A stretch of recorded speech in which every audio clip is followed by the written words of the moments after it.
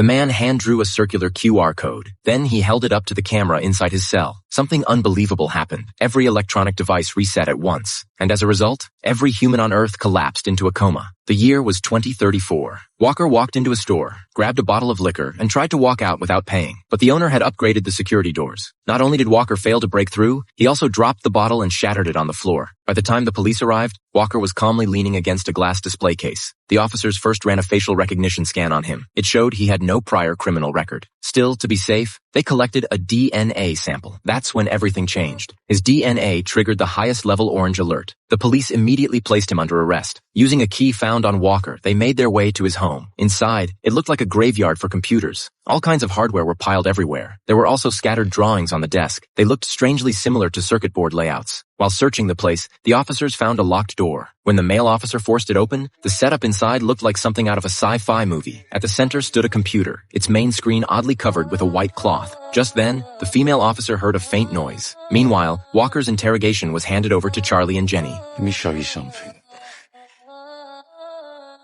Do you recognize this suitcase? Yes. So you know what's inside it then? A body we can't identify.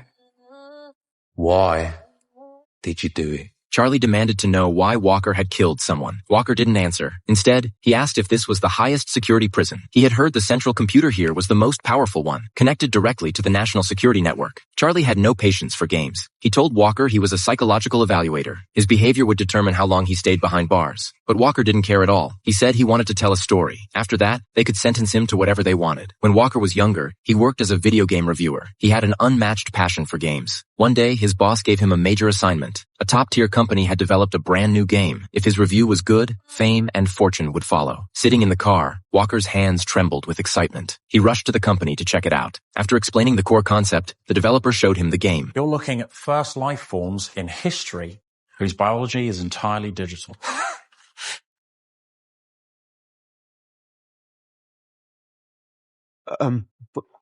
How do I control them? Why do you want to control them? Developers ask Walker not to think of them as characters. These little yellow beings are real, living life forms. Walker's role was to act like a god. He would help them reproduce, teach them skills, and guide them to build their own world. Although the initial code was written by the developer, it would continue to evolve on its own. Even the creator didn't know what it would become. Everything depended on how these beings developed. Listen, they're talking to you. What are they saying? I don't know. They developed their own language. No words, just sounds. I didn't even have to design that. They just did it. The concept completely blew Walker's mind. When the developer